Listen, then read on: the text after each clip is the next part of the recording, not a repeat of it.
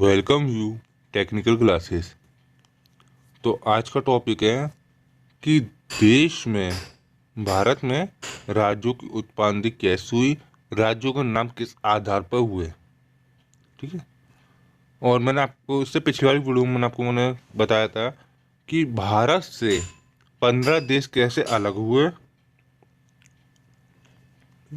और मैंने आपको जो बताई थी कि मैंने 2-3 लाइनें बताई थी आपको। मैंने अफगानिस्तान और अखंड भारत को विभाजित करने की रेखा डूरंड लाइन कहलाती है। एक डूरंड क्लब होता है जो फुटबॉल से संबंधित होता है। सेकंड मैंने आपको पॉइंट बताया था कि पाकिस्तान और भारत की बॉर्डर लाइन कौन सी कहलाती है, रेड क्लिफ लाइन कहलाती है। और तीसरी मैंने आपको बताई थी बांग्लादेश और भारत की बॉर्डर लाइन क्या कहलाती है, 0 डिग्री लाइन। ठीक है। ये 3 क्वेश्चन थे मैंने आपको बताए थे। मेरी याद करूँगा, आपने वीडियो पढ़ी देखी होगी तो बताओ। तो जब अंग्रेजों का शासनकाल चला गया तो अंग्रेज कह गए थे जो देसी रियायतें होती हैं, मतलब राजाओं के अंडर होती हैं, वो देसी रियायतें कहलाती हैं। जो आप रेड ऑरेंज एरिया देख रहे हैं वो देसी रियायतें हैं, मतलब राजाओं के राज्य। ये तो आपका इतना तो पाकिस्तान हो गया, ये तो आपका पाकिस्तान है, जो आपका बांग्लादेश है, और बाकी बचा। और जो ग्रीन लाइन में है, वो आपका है, वो आपका क्या है, ब्रिटिश शासन, मतलब यहाँ पे अंग्रेज राज्य करते थे। तो पाकिस्तान में 13 राज्यों की सहमति से ये पाकिस्तान बना। ठीक है। और ये ब्रिटिश बंगाल जो पश्चिम पाकिस्तान बना था उस टाइम पे, इसमें मुसलमानों की संख्या ज़्यादा होने के कारण यहाँ एक पूर्वी पाकिस्तान बना दिया गया।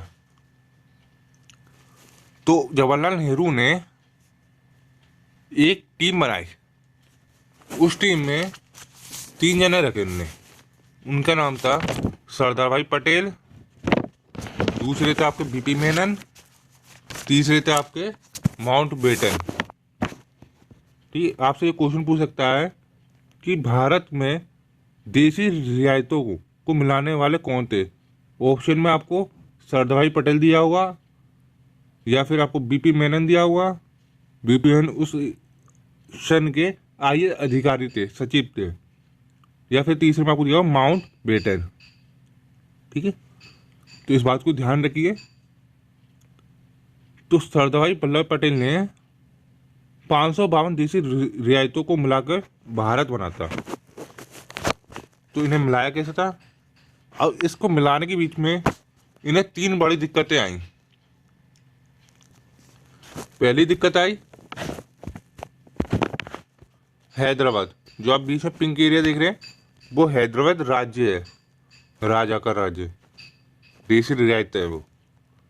तो इसका जो राजा था उसका कहना था कि ना मैं ही पाकिस्तान के संग मिलूंगा, ना मैं भारत के संग रहूंगा, मैं अपना अलग देश बनाऊंगा, मैं अपना अलग देश बनाऊंगा। ये बात सरदार भाई पटेल को अच्छी लगी नहीं। उनने क्या करा, एक ऑपरेशन चलाया। इसका नाम था ऑपरेशन पोलो। ऑपरेशन पोलो किस वजह से चलाया, मतलब जो हैदराबाद आपका राज्य था उसमें हिंसक लोग ज़्यादा रहते थे, उसमें मार धाड़ और क्राइम बहुत था।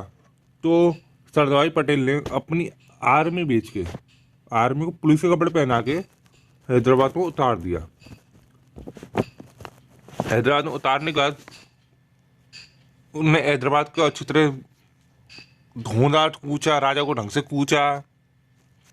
कूचने के बाद ये राज्य हैदराबाद भारत में मिल गया।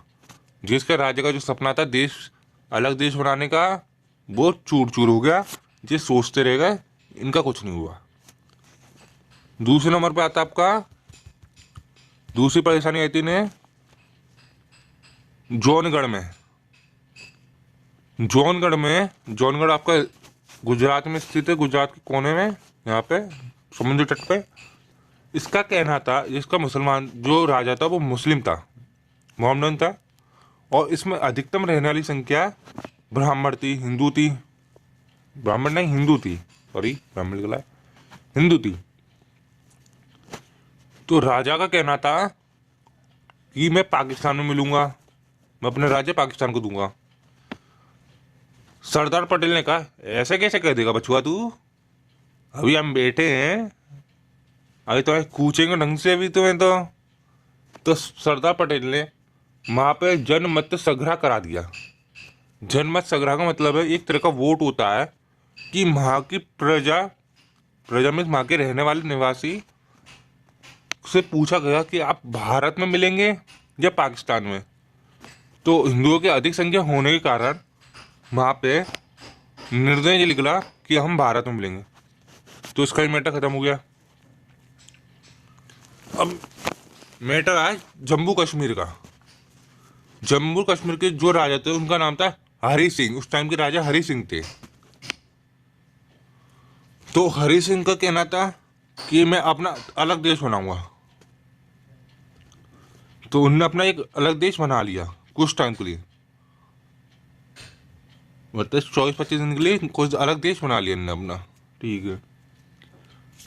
पाकिस्तान ने कश्मीर हड़पने के लिए अपने कुछ सैनिकों या आतंकवादियों को कश्मीर में उतारना स्टार्ट कर दिया। ये देख के राजा हरि सिंह घबरा गए कि मैं अपना अलग देश बनाना चाहता हूँ, ये पाकिस्तान मुझे छोड़ेगा नहीं, ये मुझे मार देगा, इस वजह में मैं हिंदुस्तान से मदद ले आता हूँ। वो आए जवाहरलाल नेहरू के पास, पंडित जवाहरलाल नेहरू के पास आया हरि सिंह। उनने कहा सर हमें बचा लीजिए, नहीं तो हमें पाकिस्तान बर्बाद कर देगा, हमें सब मार देगा, हमारे बाल बच्चों को सबको मार देगा। तो नेहरू जी ने कहा सरदार पटेल भाई देखिए क्या कह रहे हैं। तो हरि सिंह ने सरदार पटेल से कहा कि साहब हमारी मदद कीजिए, नहीं तो हम तो बर्बाद हो जाएंगे, हमारा देश चला जाएगा, हमारा सब कुछ चला जाएगा, हमारे बाल बच्चे सब मर जाएंगे, मैं अपना देश के अपने बाल बच्चों को नहीं बचा पाऊंगा। तो सरदार पटेल ने कहा तुम्हें तो बहुत इच्छा थी अपना देश बनाने की, तो जाइए बनाइए। ठीक है, ये बात चली। फिर सरदार पटेल ने उनसे एक बात कही हरि सिंह से कि आप बिलायन पत्र पे सिग्नेचर कर दीजिए, हम अपनी नौसेना भेज देंगे। अब बिलायन पत्र क्या था, उसमें लिखा था कि जो कश्मीर है वो अलग देश ना होके एक भारत का हिस्सा है, भारत का राज्य है। तो इस पे 26 अक्टूबर 1947 में सिग्नेचर हुआ। सिग्नेचर होने के बाद सरदार पटेल ने अपनी नौसेना भेजी। इसके ब्रिगेडियर थे उस्वामी जी। उस्वामी जी ने प्रण लिया कि जब तक हम कश्मीर से पाकिस्तान को ना भगा देंगे, आतंकवादियों को नहीं भगा देंगे, जब तक हम धरती पे सोएंगे। तो उस्मानी सिंह ने काफ़ी बहादुर थे, उन्हें उस टाइम पे नौसेना का शेर कहा जाता था, नौसेना का शेर कहा जाता था उन्हें उस टाइम पे। तो उन्हें कैसे भी कर के भगा दिए। जब तक पहुंचे थे ब्रिगेडियर उस्मानी जी, तो तब तक जो पाकिस्तान काफ़ी एरिया कब्जा कर चुका था कश्मीर का, जो आज हम पीओके के नाम से जानते हैं। लगभग इतना एरिया वो कब्जा कर चुका था, जो हम किस नाम से जानते हैं आज के टाइम में, पीओके, पीओके नाम से जानते हैं। अब देश का बंटवारा होने के बाद नेहरू जी ने सरदार वल्लभ पटेल को कहा इसमें राज्यों की नियुक्ति की जाए कि किस प्रकार का राज्य बनेगा। तो हमारे इंडियन पॉलिटी के भाग फर्स्ट के अनुच्छेद 1 में, मतलब आर्टिकल 1 में ये लिखा है कि भारत राज्यों का एक संघ, मतलब यूनियन है। यूनियन में समझते हैं आप, संघ मतलब एकजुट है, इससे कोई अलग नहीं हो सकता। अब इसमें 3 कैटेगरी आती हैं, देश 3 कैटेगरी होते हैं। एक तो आपके होते हैं यूनियन, संघ, फेडरल और कॉन्फेडरल। ठीक है, कौन कौन होते हैं आपके, यूनियन, फेडरल और कॉन्फेडरल। तो फेडरल क्या होते हैं? फेडरल की हिंदी भी संघ है और यूनियन की भी संघ है, कंफ्यूज मत होना आप। तो कॉन्फेडरल क्या होता है? फेडरल की हिंदी मीनिंग है परिसंघ। इसमें क्या है कि इसमें कुछ राज्य, छोटे छोटे राज्य मिलकर एक देश का निर्माण करते हैं, देश बनाते हैं, और अपनी 15 से 20% शक्ति केंद्र को देते हैं। और इसमें कोई भी राज्य कभी भी अलग उस देश से अलग हो सकता है, अलग होकर अपना राज्य बना सकता है या किसी और राज्यों में मिल सकता है, वो उसका है। फेडरल क्या है? ये कॉन्फेडरल का ही एक सुधार रूप है। ये भी एक तरह का ये कॉन्फेडरल टाइप में होता है, जिसमें कुछ राज्य मिलकर अपना 30 से 40% पावर केंद्र को देती है, और इसमें एक समझौता होता है। उस समझौते के इस समझौते को तोड़ने के बाद ही उस देश से अलग हुआ जा सकता है, उस राज्य को उस देश से अलग किया जा सकता है। यूनियन क्या होता है? यूनियन और सुधरा हुआ रूप है। यूनियन में कोई भी राज्य उस देश से अलग नहीं हो सकता, जो यूनियन देश है उससे अलग नहीं हो सकता किसी भी स्थिति में।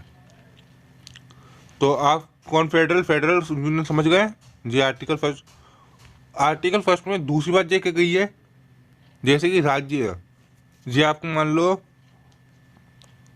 अंडमान निकोबार है। अब जो किसी ने केस कर दिया कि अंडमान निकोबार भारत का नहीं है, किसी और देश का है, किसी और ने देश में केस कर दिया, तो इसे कैसे प्रूव करेंगे कि ये हमारा देश है? तो ऐसा तो है नहीं है, इसमें हमने कहीं ना कहीं तो लिख के रखा होगा।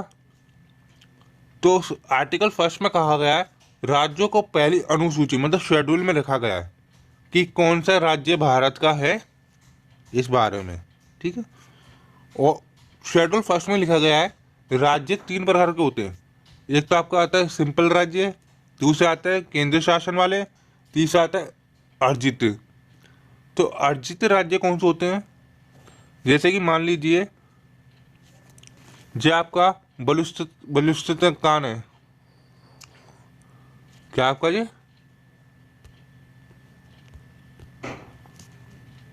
बलूचिस्तान, हम बलूचिस्तान को पाकिस्तान से अलग करके अपने भारत में मिला लें तो वो एक अर्जित राज्य हो जाएगा। क्या होगा? अर्जित राज्य। समझ गया? भाग फर्स्ट को आप अच्छे से समझ गए, मतलब आर्टिकल फर्स्ट को आप अच्छे से समझ गए होंगे। अब आर्टिकल सेकंड क्या कहता है? आर्टिकल सेकंड कहता है संसद राष्ट्रपति के पूर्व अनुमति मतलब सूचना पर किसी भी विदेश राज्य को भारत में मिला सकता है। समझिए, इसका कहने का अर्थ है कि संसद मतलब केंद्र किसी भी विदेशी राज्य को, विदेशी राज्य मान लीजिए आप नेपाल हुआ, सिक्किम हुआ, मतलब विदेशी देश को अपने भारत में मिला सकता है बिना राष्ट्रपति की अनुमति के। जी, बिना राष्ट्रपति की अनुमति के। बस यहाँ से फोन करके राष्ट्रपति कह देगा कि प्रधानमंत्री कह देंगे कि हम फलाना फलाना देश को हम फलाना मिलाने जा रहे हैं, तो राष्ट्रपति हाँ ना तो कह नहीं सकता, हाँ ही कहेगा। तो इसका एग्जाम्पल है एक सिक्किम। सिक्किम आज़ादी के बाद हमारा देश नहीं था, वो अलग देश था। एक सिक्किम एक अलग देश था। तिब्बत पे चाइना ने 1959 में कब्जा करने के बाद वहाँ के कई नागरिकों को मार डाला। किसी के परिवार में 4 जने थे तो चारों को अलग अलग कोनों में भेज डाला। ये बात देख के सिक्किम बहुत डर गया। उसने सोचा अगर चाइना हम पे कब्जा कर लेगा तो हम तो इतने से कि हमें ये जान से भी मार डाले वो। तो इनने नेहरू जी से बात करी, ने इंदिरा गांधी जी से बात करी, हमारे प्राइम मिनिस्टर उस टाइम इंदिरा गांधी थी। तो इंदिरा गांधी जी से इन्होंने बात करी, कहा कि हम भारत में मिलना चाहते हैं। तो इन्हें मिलाने के लिए आर्टिकल 2 का उपयोग करा। इंडियन पॉलिटी भाग 1 से आर्टिकल 2 का हो उपयोग किया। तो आर्टिकल 2 में मतलब पॉलिटी मतलब इंडियन पॉलिटी के 35 में संशोधन करके 1974 में सिक्किम को एक सह-राज्य बनाया और इसमें 2A आर्टिकल जोड़ा। मतलब सह-राज्य वो है जो इसे राज्य की उपाधि तो मिली, इसे राज्य में जो उसकी मतलब उत्तर प्रदेश में जो मिल रहा है उसे सिक्किम में मिलेगा वो चीज़ भी। तो उसने 1 साल देखा, मतलब कुछ टाइम देखा कि भारत हमारे लिए ठीक है या नहीं। तो 1975 में 35 का संशोधन करके सिक्किम को भारत का 22वां राज्य घोषित कर दिया गया। ठीक है, समझिए। आर्टिकल 3 क्या कहता है आपका? संसद राष्ट्रपति को सूचना देगा भारत को किसी भी राज्य का नाम, सीमा, क्षेत्र में परिवर्तन कर सकती है। इसका मतलब ये है कि संसद है जो केंद्र किसी भी राज्य का बंटवारा कर सकती है। इसका सीधा एग्जाम्पल मैं आपको दिखाता हूँ। ये रहा। उत्तर प्रदेश ले लीजिए आप और पंजाब ले लीजिए। जो आपको पहले उत्तर प्रदेश पूरा यहाँ तक था जी, जो उत्तराखंड आपको सीमा आता था उत्तर प्रदेश में, तो बिना राज्य के सीएम की बिना अनुमति के वो राज्यों का तोड़ फोड़ निचोड़ विचोड़ सब कर सकता था, कूच काच के कैसे भी। तो ने कई बार करा था। एग्जाम्पल के आप देख लीजिए कि उत्तर प्रदेश में उत्तराखंड ने अलग करा 9 नवंबर 1920 में। ये पूरा आपका पंजाब था पहले। पंजाब में से इनने 4 राज्य बना, पंजाब, हरियाणा, हिमाचल प्रदेश, चंडीगढ़। और ये देख लिया मध्य प्रदेश में से इनने छत्तीसगढ़ अलग करा, बिहार में से झारखंड अलग करा। ये आर्टिकल 3 के अंतर्गत आए। ठीक है।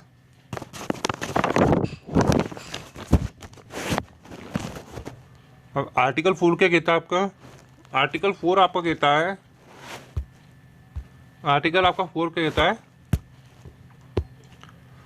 अनुच्छेद 2 तथा 3 के संशोधन को 368 के बाहर रखा गया है।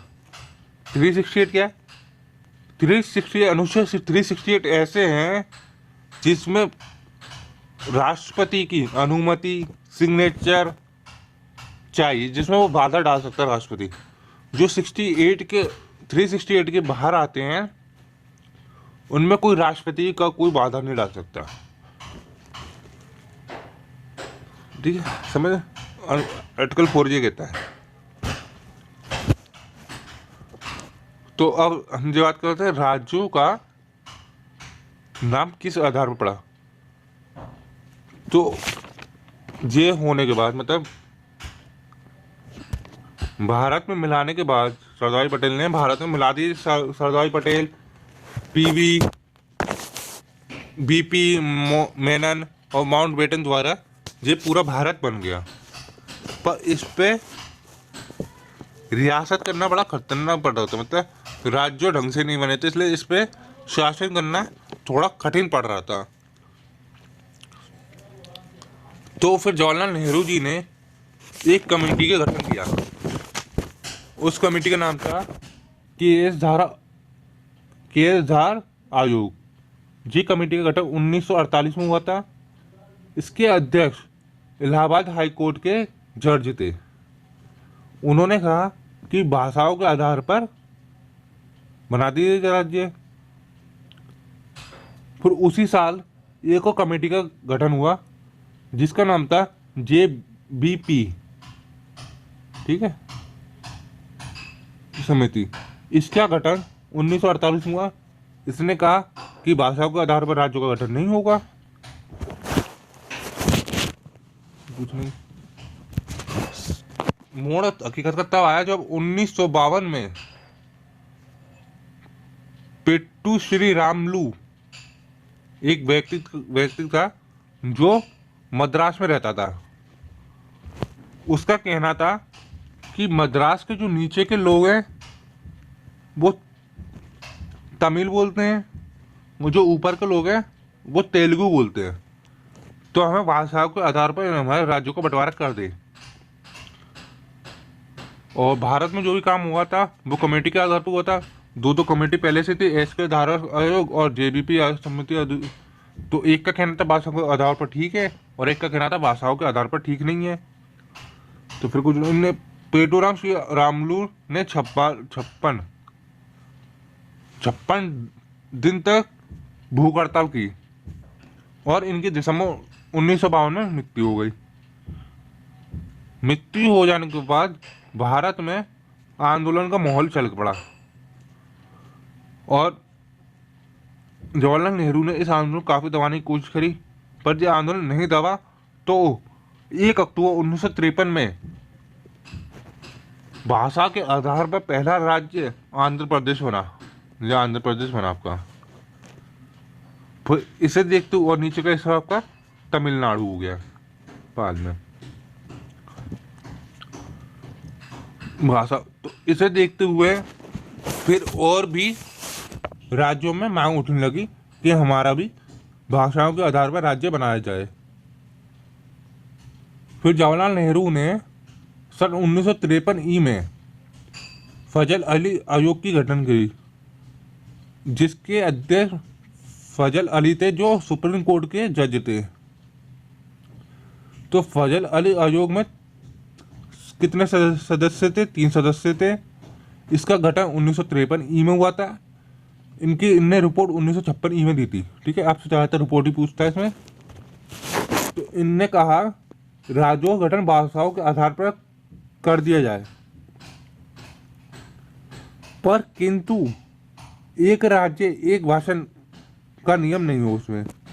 अब एक राज्य एक भाषा का नियम मैं आपको बताता हूँ। जैसे कि आप महाराष्ट्र में रहते हैं, तो महाराष्ट्र में ऐसा एक राज्य एक ही भाषा का मतलब ये महाराष्ट्र में अगर आपको रहना है तो महाराष्ट्र बोलनी चाहिए।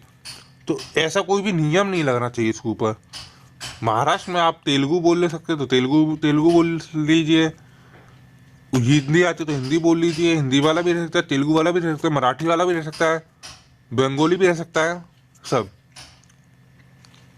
तो इसमें कहा एक राज्य एक भाषा नहीं होनी चाहिए। ठीक है, फिर देश का बंटवारा हो गया। तो देश में उस टाइम मतलब देश का सॉरी राज्यों का गठन हो गया। राज्यों का गठन होने के बाद राज्यों का गठन करने 7वां संशोधन किया गया था राज्यों के गठन में।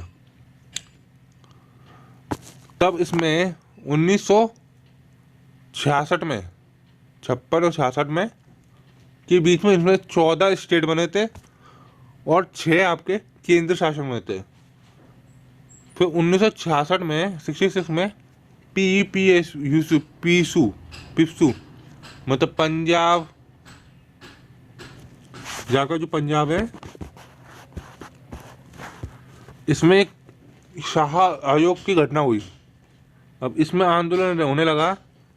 शाह आयोग की गठन घटित हुआ, जिसने जो पंजाब का ऊपर का एरिया है उसे हिमाचल प्रदेश बना दिया, जो निचला एरिया है उसे हरियाणा बना दिया, जो आपका बॉर्डर से हटा हुआ पाकिस्तान बॉर्डर से हटा हुआ उसमें पंजाबी बोली जाती थी इसलिए पंजाब बना दिया, और जो बीच का एरिया तीनों को जोड़ता है, इन तीनों को बॉर्डर पर मिलता है, उसे चंडीगढ़ बना दिया गया। ठीक है, चंडीगढ़ एक केंद्र शासन राज्य है। अब इतना आप समझ गए होंगे और आप इस मैप को देख लीजिएगा। मैप में आपको दिया गया डेट वाइज और सन वाइज कब कौन से राज्य का गठन हुआ।